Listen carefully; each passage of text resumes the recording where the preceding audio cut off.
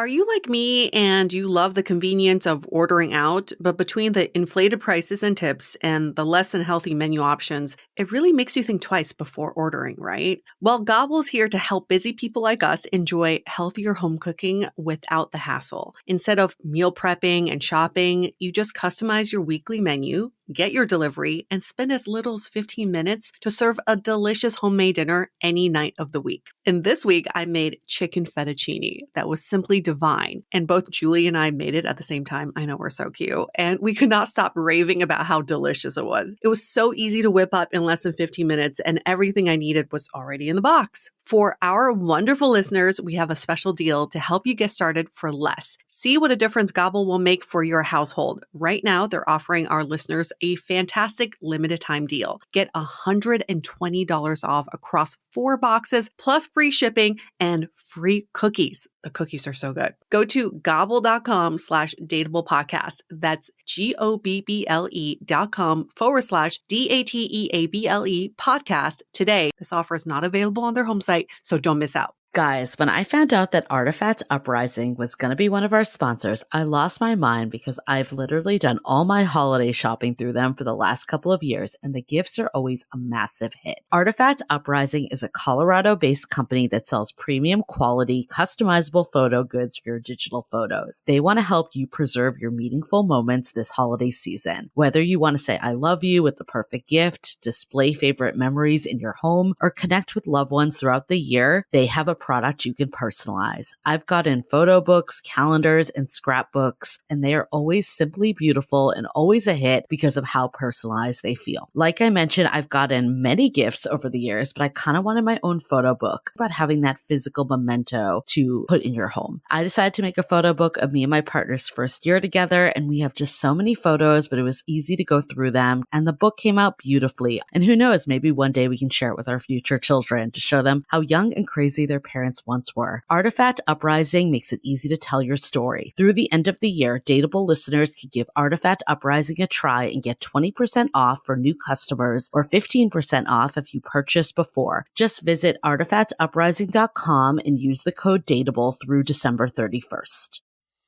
Hi, I'm Yue Shu. And I'm Julie Kraftchick. We're active daters turned dating insiders. Here to dive into everything modern dating and relationships. Welcome to Dateable.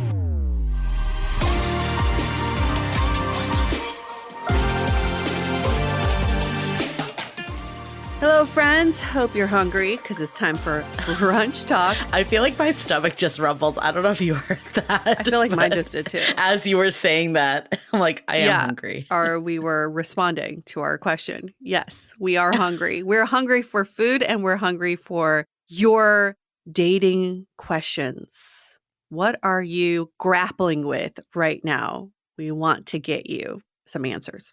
And the question, can someone really be too interested? And for more details, I went on a date and it went really well. And I said I was interested in meeting again. And in response, I was told that I was too keen. It was only a week after our date and we were talking since, so I was confused.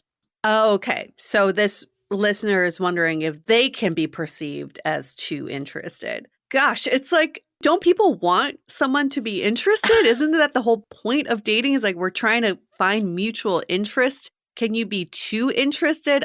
I don't think so. But if the other person doesn't feel the same way about you, they may see it as too interested. But that's not a problem on you. That's a problem on them. Yeah. I mean, I agree. I think we can't be afraid to scare away the wrong people. And in this situation, it sounds like this person was not reciprocating, which is fine. I think it's interesting that they didn't just say that. They weren't just like, this isn't a match, but they were like, you are too interested. I don't know. I mean, only playing devil's advocate, the only thing I can think of is if like, you know how you can kind of read if you're matching someone's energy. Mm-hmm. So if you're sending someone like, 10 texts for every 1 text that they're sending. And again, I don't want to be so like, in the weeds with this, but I could see how maybe there are some situations where it could feel like you're really invested after not knowing this person very long. Sure.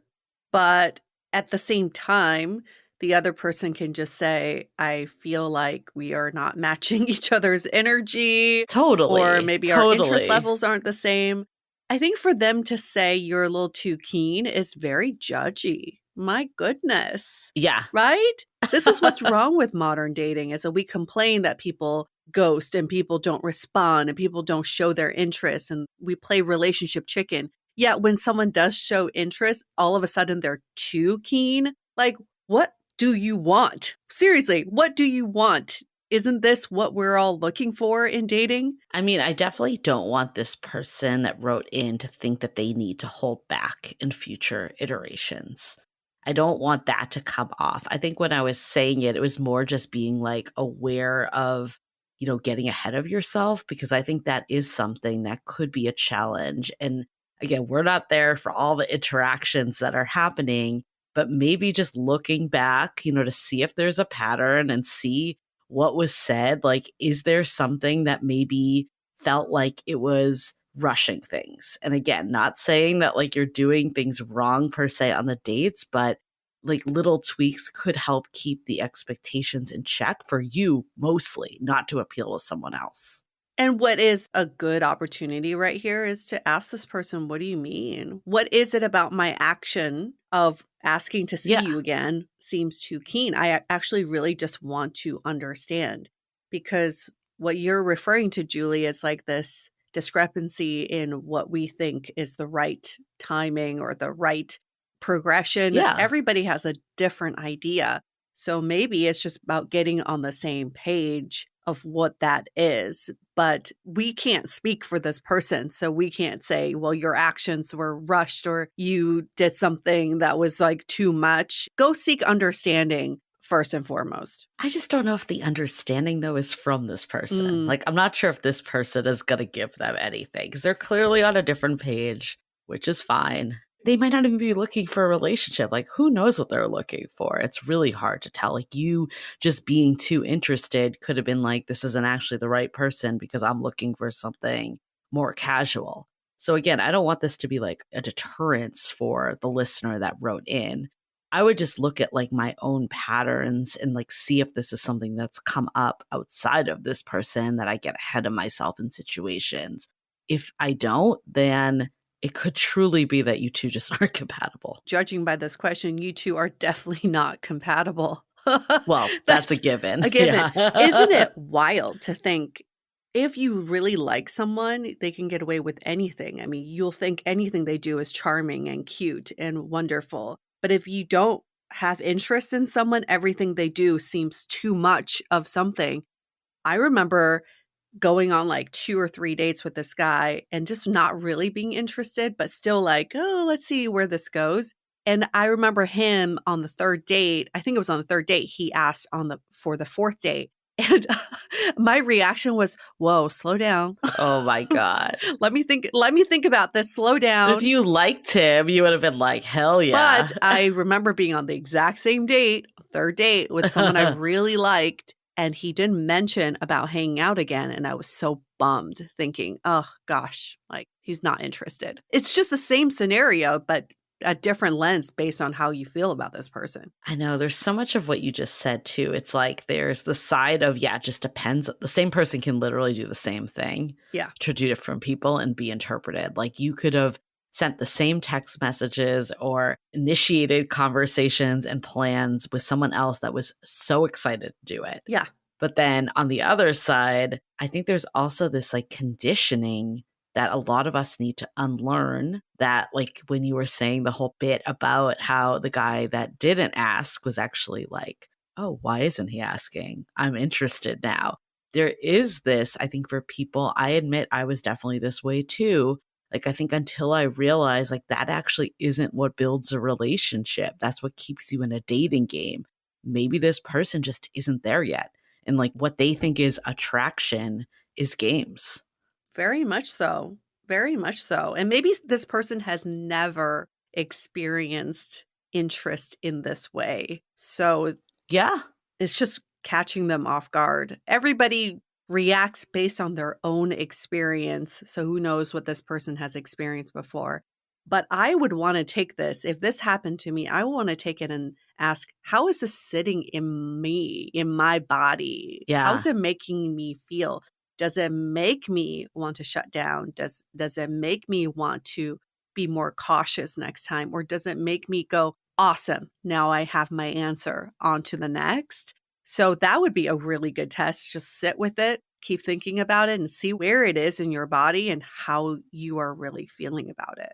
I love that. I want to go into this a lot more about just like what this is bringing up for you. But before we do, let's take a minute to hear from our sponsors. You may have heard me mention in our newsletter that I'm in the process of planning a trip to Italy, and I don't want to be that American tourist that doesn't know any Italian. What better way than to use Rosetta Stone, the most trusted learning program available on desktop or as an app that truly immerses you in the language you want to learn. Rosetta Stone is the trusted expert for 30 years and millions of users with 25 languages offered. The whole process just feels intuitive, like you're picking up the language naturally, first with words, then phrases, and then sentences. Their true accent feature even gives you feedback on your pronunciation, something I may even need sometimes in English. This is an absolute steal right now. With 50% off, your lifetime membership includes all 25 languages, so you have this for any and all trips you need in life. So don't put off learning that language. There's no better time than right now to get started. Dateable listeners get Rosetta Stone's lifetime membership for 50% off. Visit rosettastone.com/today.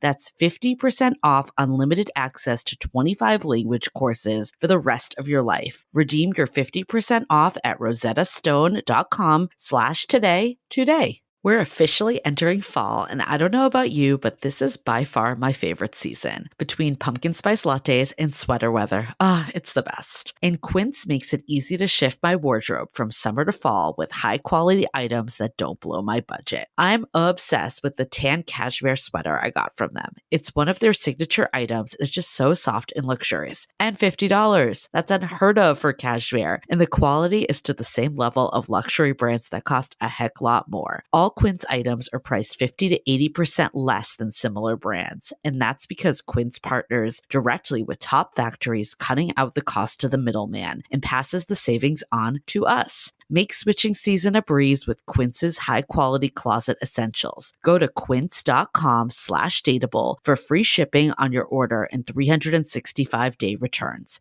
That's QUINCE.com/dateable to get free shipping and 365-day returns. Quince.com/dateable.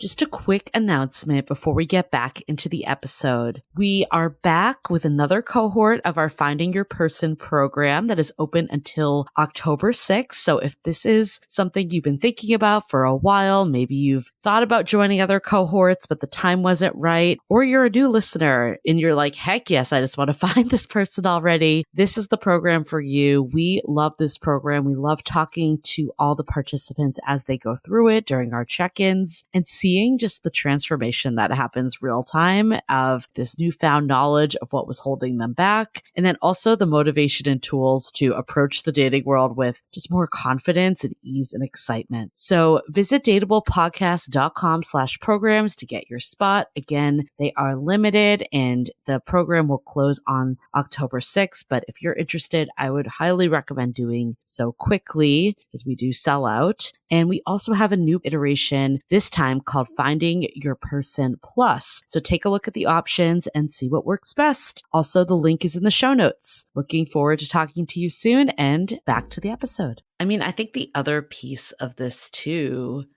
is like your reaction is so telling. I really would hate for this one person's opinion to derail this person from finding love. So I think what you were saying about assessing what is it bringing up for you, we always say that dating, there's always something deeper going on. There's some like unmet wound. So if you're hearing this, like, is this something that other people have told you before? I'm like thinking about the Bravo TV show Summer House. You love that show. My favorite, and I'm bringing it back. But there was this one girl that just talked a lot, like a lot. She never shut up. And one girl called her out on it. She basically was like, look, like you need to just simmer down. Like you're a lot. And it really triggered her because like she was told this for so long. that she was too much. And like through childhood, like all this. So it's like this one action of someone telling her, like the girl that said it actually was doing it as a favor, like that she felt like she didn't want people talking about her in the house. So she's like, let me just talk to her directly in a nice way. But it really triggered all that was happening beneath. So I mean, I guess like looking at this scenario, that's why I think I was saying too, like looking at patterns, because I don't want to say like there's no room for self development. Like, I think maybe this person did need to hear this, that like they weren't giving room for other people to speak at all in conversations. And that probably was holding them back in dating. Can you imagine going to a date where the person just like completely ambushed the entire conversation? Right. Mm-hmm. So I think sometimes you do need to hear the feedback. So I don't want to like discount it completely. But is it like one person's opinion? Are there other things that you can look at that are getting in your way that affect like your greater good? Like, I don't want to give the power to this person, but it also could be a cue to dial into a little more. I do think this is $1 million question. I grapple with this quite a bit because back to our episode with Ken Page about core gifts, his theory was that whatever you're told that you're too much of is actually a core gift of yours. If you've been told that you're too sensitive, well, then you tapping into your emotions is your core gift and you should lean into it. What do you think is the balance of tapping into what is authentically who you are, your core gift, and then finding room for growth so that you can expand yourself as well? I think the balance that I would look at is this a core part of me that I don't want to sacrifice versus just a habit that's happened because of the conditions I've been in? So here's an example, and I can relate this back to this listener's example too. Like, for instance, one of the things that I feel like I always do in my relationship is I sometimes don't account for my partner. Like, I'll grab one fork sometimes. It's like little things. Or like I will forget to tell him that we're done recording. And that stuff isn't really actually bettering me as a partner. And I could be like, well, I got to do what I got to do. Like, I'm not going to change. Yeah. And like, I could look at it that way, or I could be like, is this actually serving me? And I think for this listener too, I think sometimes when we act really interested, it could be coming from a genuine place. And in that case, I would say don't hold back, don't change the love you need to give. Or I think a lot of times it comes from anxiety. I like that distinction. Is it a core value of yours or is it just a reaction? Yeah. That you've been conditioned to do. So in this exact example with this listener, I guess you could say, what do I value in dating? I value, like for me, I value communication. I value someone who's responsive. I value someone who can reciprocate my actions and initiate when I initiate as well. So if those were my values, I would look at this situation and say, okay, well, it just shows that this person's not 100% aligned with my values. You could also look at this and say, okay, I value someone who gives me feedback. I value open, honest communication, and I really enjoy that. So maybe now I can lean more into this and try to understand this a little bit more from the other person's perspective. There are different ways of absolutely looking at this based on what you value and not budging on those values. 100%. And I think we don't know the conversations that went down in that week. I'm just thinking back to, I remember I was talking to this person on a dating app and we were figuring out a time to meet up and make plans. We had exchanged numbers, never met though. The next day, I got like 10 text messages from this person when I was like in a meeting at work. And it kept like progressing. Like, are you just not interested? Like, this is why you're single, because you're not like returning my interest. And I'm like, dude, I was in a meeting for an hour. Like, I'm not at my phone, like at your beck and call. I'm someone that loves getting text messages from people, right? You do, yes. But this was so overwhelming. And again, I'm not saying the listener is doing this. I'm just saying we don't know what is happening in this communication. So I would really just look at what went down. If you did what you feel is like a quote unquote normal sense of communication and this person just isn't interested, then I don't think you did anything wrong. But like, is there an area that could be looked at further? Such a great way to be discerning in how you Mhm. take and act on this experience. And every experience in dating is a learning opportunity. So we hope that we gave you a few different perspectives to look at this, and you decide what you want to do with it from now on. But yes, I don't think anyone can be too keen in the sense that if the person's not into you, then you're going to move on and find the right person that will be. I love people who are keen. I love people who say keen. How about that? It's a value of mine. Someone who uses keen in their regular vocabulary. Just keep doing It's a it. great word. Great word. Great word. Thank you for this question. For all of our listeners, you can send in your questions by emailing us hello@dateablepodcast.com. You can DM us on Instagram @dateablepodcast. Or best case scenario, which is what this listener did, is you leave us a rating and review on Apple Podcasts, and in the body of the review, ask the question there. And even one up that is if you tell us you pre-ordered our book, How to Be Dateable, coming out in January 2025, then we'll bump you to the top, tippy top of the funnel. You'll get your question answered very immediately. Okay. Well, thanks for sending them in, and we'll see you next week. Bye.